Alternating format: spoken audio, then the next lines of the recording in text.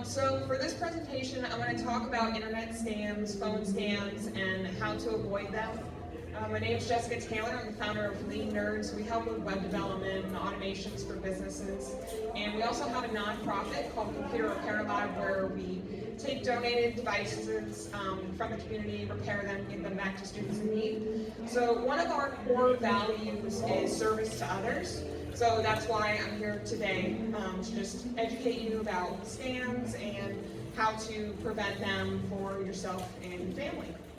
So here's some stats from last year. There's been over $1.2 billion that have been taken from the United States, from their citizens. It's actually doubled for this year. Call scams average $1,400 per phone call victim.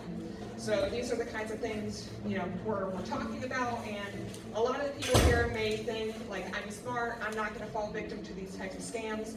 But I feel like either we know somebody that might, and it's super important to educate them on these types of things, or when you find that you're getting a call scam, to make sure to report them. So that's what I want to go over today, understanding what internet and call scams are, the warning signs, and how to prevent them and report them for the future.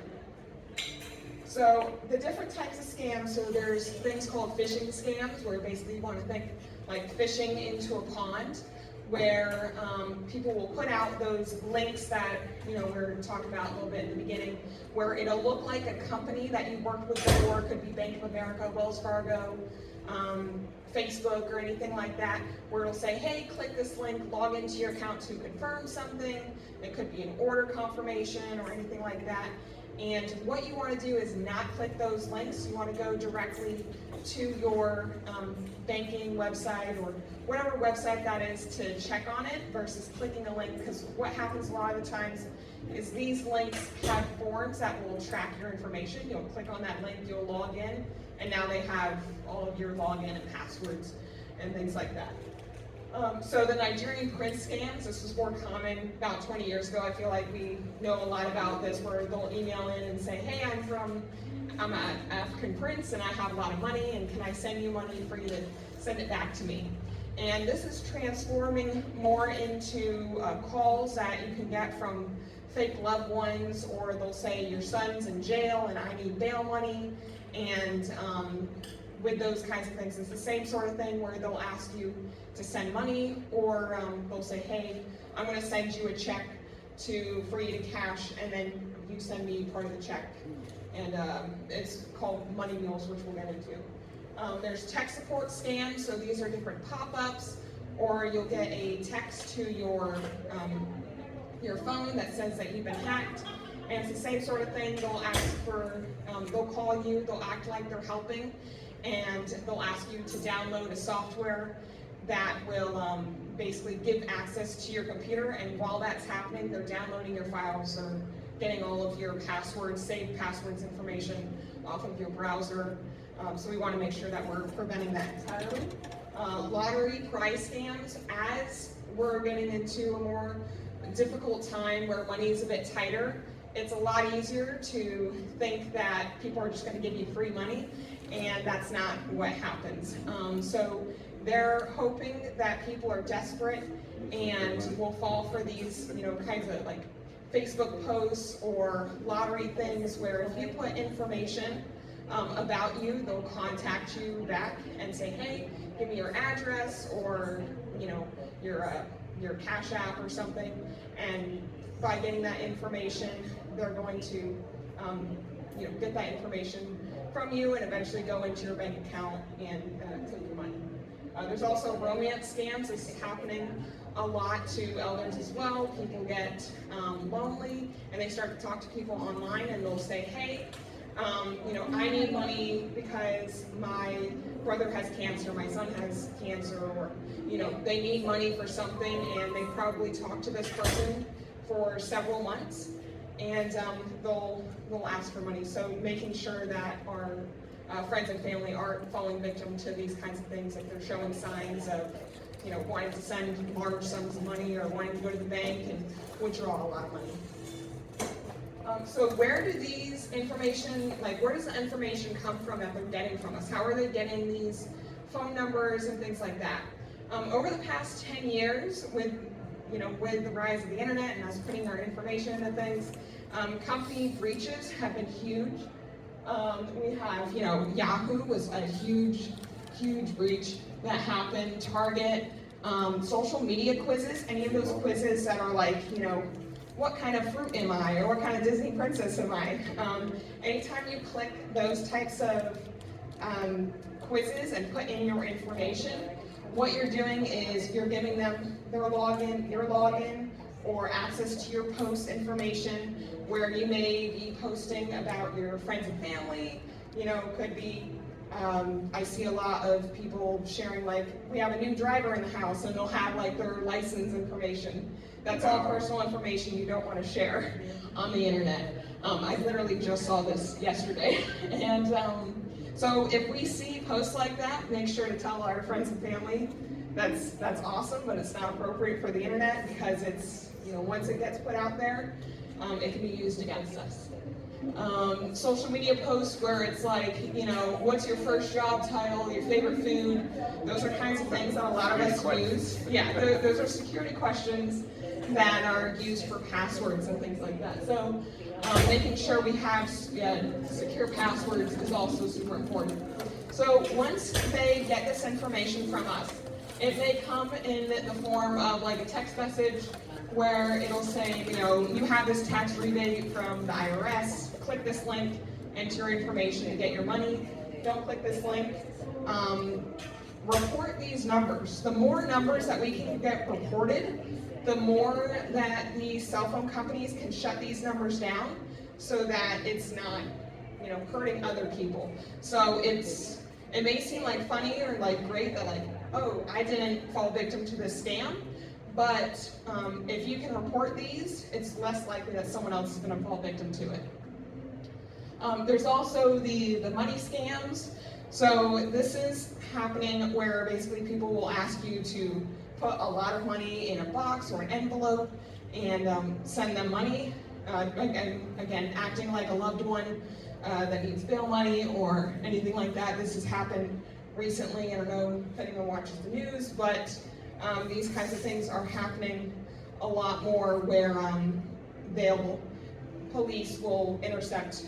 I think the last one was $25,000 that somebody was trying to send, where they'll send to a U.S. address. So you're not you don't think that it's bad, but they'll send to a U.S. address, and they have people call mules that will pick them up, that sometimes they don't even know that it's being a scam, because they're being scammed themselves to pick up the money. So it's a huge operation. Gift card scams, this should be a huge red flag. If you ever hear somebody that says that you need to pay for services via a gift card, that's a scam. Hang up the phone, report the number, and let them know that this was a scam call and what happened. So the money mule scams, again, this is what I was talking about earlier, where people will send that money.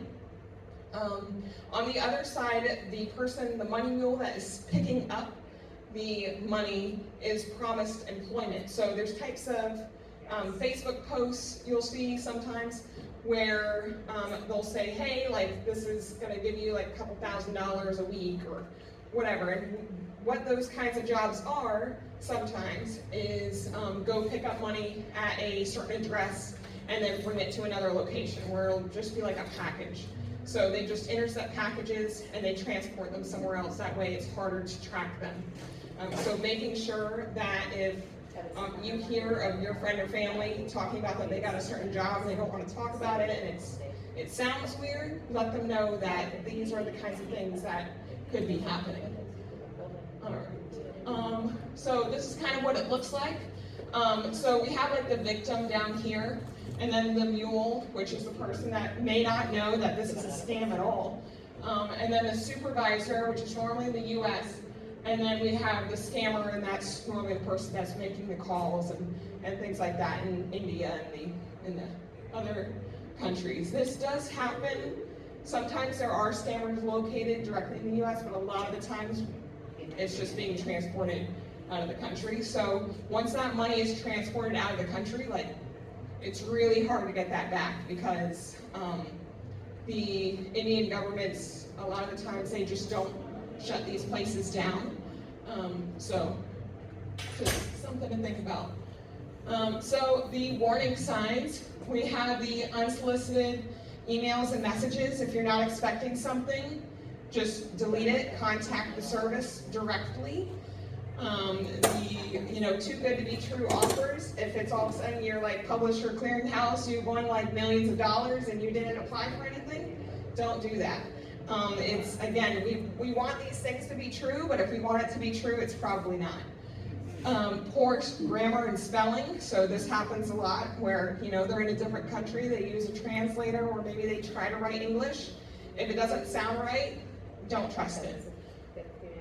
Suspicious URLs and email addresses, again, these will look exactly like the business sometimes. There'll be dashes, or maybe there's an extra dot, and things like that. Like, I tell you this because I've experienced these types of things also.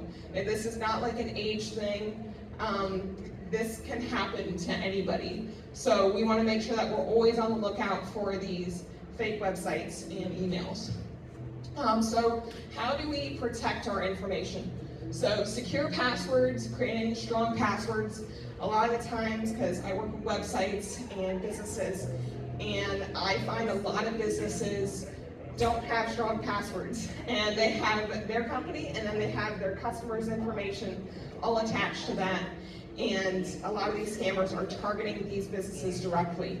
There's been something going on Facebook right now where there's a lot of messages going out directly to business admins, because you can target business admins directly on Facebook, where they'll say, your page is going to get shut down, or you have copyright issues, and they're hoping that they click that link, because once they click that link, they can get access to their business page, their ads account, which gets into their financial information and things like that. So we make sure that you have strong passwords. So these are things you want to think upper and lowercase letters. Don't use things that people publicly know about. Things that child's names, or street address, children's names, hobbies, common Bible verses. I can't tell you how many people have John 3:16 as their password, and you don't want to do that, because that's like in one of the main things that they search for.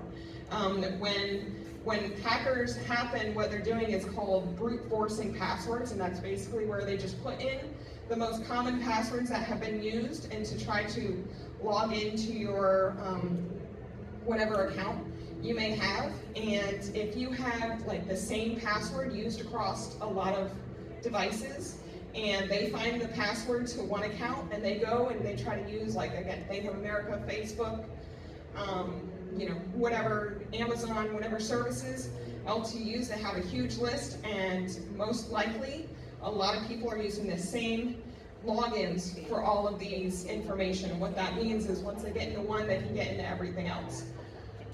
So password managers, so you can use either internet password managers, or you can even just write it down in a journal physically, because a lot of the times these hacks happen digitally. So it's not like they're going to be in your house. So if you're worried about, maybe a friend or family member getting that information, using it wrong, put it in a safe. But most of these hacks happen because of, straight digitally. So if you need to create a complex password, make it long, like 12 characters. I know it's really hard to remember all of it, but making sure that you have longer passwords. And if you can, 2FA, basically what that is it'll text you a confirmation code that you would have to enter in to confirm that it is you. Banks do that a lot too, where if you make a purchase, you have to confirm it on your device. These kinds of things make it really inconvenient to make purchases, but it makes it safe. So I'm all about safe rather than convenient sometimes, because really that's what's gotten us to this point, is just, we want to make everything easy and convenient, but it's not safe. Social Security numbers, I feel like that's obvious, but a lot of people send it to their accountant through their email, and if your email gets hacked and you have sent your social security number, that's the first thing they're going to look for is, SSN or, something like that. So making sure that you aren't sending information over email, that's super important. That's good. Privacy settings on social media. So one of the things we were talking about in the beginning was, what happens when I post a post on Facebook and then all these random people that I have no idea who they are start commenting like, oh, you're so beautiful, or check your DMs, or something like that. So what happens a lot of the times is if you make a post, there'll be a visibility feature and it'll have like the world, and if you don't switch that world to friends only or just friends of friends, it'll show that to the world. So that means I could search your name right now, not be your friend, and see all your posts. And again, if you're posting things about like your family, or if you're on a trip, or something like that that tells me like you're out of town, you may not, or maybe you're alone at home, or something like that, that is a really big security issue that we want to avoid. So switching your privacy to friends only and making sure that you're only friends with people that you actually know is important. All right, so here's some numbers about the fraud. Like I said, everybody has an issue. Everybody's being targeted. This is not just an age thing. Yes? I got something from Amazon just a couple of days ago saying that my Prime subscription had expired. And my son picked up on it.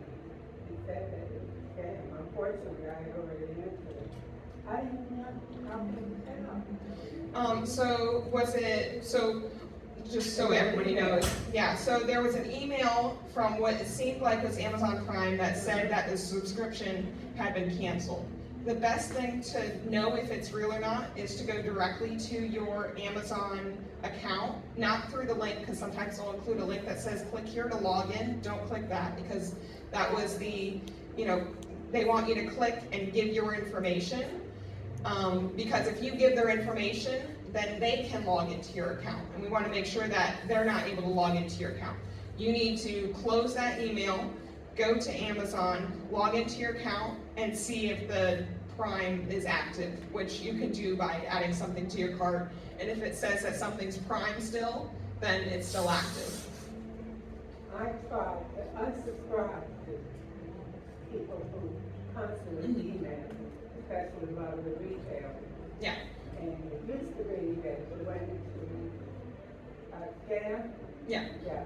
Or junk mail. Spam, yeah. It was steady unsubscribe, you click on it, and lately it doesn't say unsubscribe anymore. Yeah, so what's happening, so basically scams are coming in and she's trying to unsubscribe from the email. What's happening is that these people are just auto-making a whole bunch of emails, so even though you're unsubscribing from one, they're just making another one to send to you. So it's unfortunate, but that's why we just have to, especially if you're not expecting email from somebody, just only, have an inbox that is just people that you know, delete everything else, and, don't worry about it. But everybody experiences scams, and as we go down, we'll see, as age kind of decreases, scams are reported less. Which again, that's why I'm here today. I want to make sure that if there's a detected scam against you, that you report it. Because if we report these scams, then these email providers, these phone companies can cancel these phone numbers and make it harder for these people to just try to mass dial all these people and scam a lot of people. But yeah, so scam reports are lower and they get the most money out of our older generation, which is really, really sad. So that's why we want to make sure that we're not getting scammed, and we're telling our friends and family if you hear something weird to let them know this kinds of information. But it's also, don't be ashamed. Like, again, I've fallen victim to basically all of these scams in some way, whether it be I was connected to a business that fell victim to it, or a family member or something. Yep, thank you. So make sure, don't feel ashamed. report it. That's the best way to help the situation. Oh, sorry. Okay. Well, there was a scam hotline. I messed it up. That was the final thing. Got it up there. Sorry.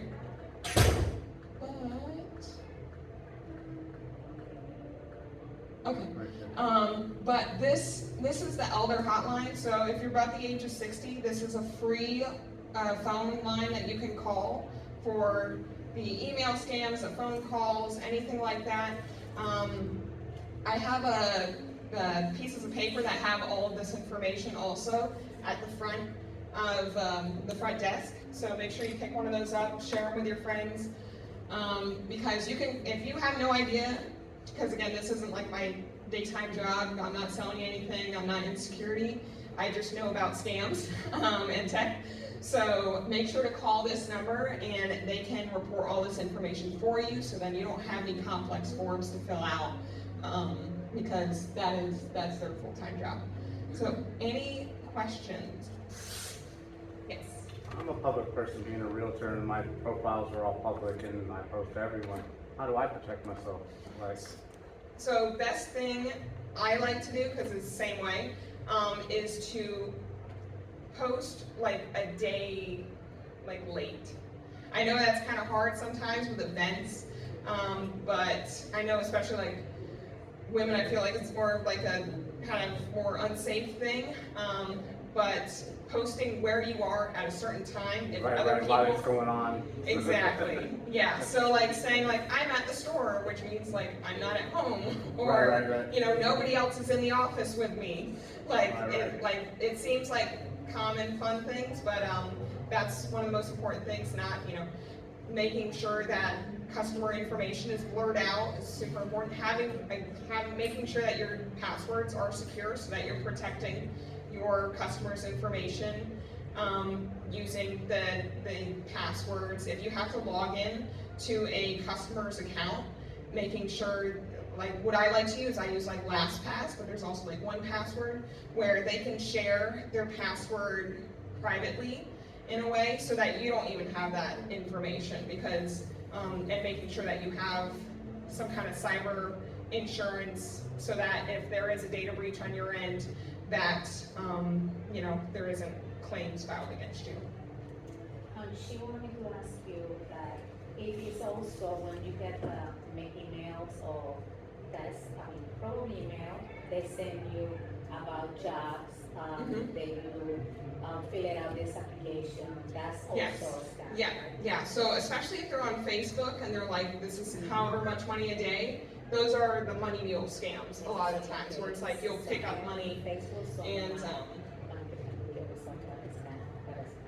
yeah, so you want to make sure that whoever you're applying to is a legitimate company.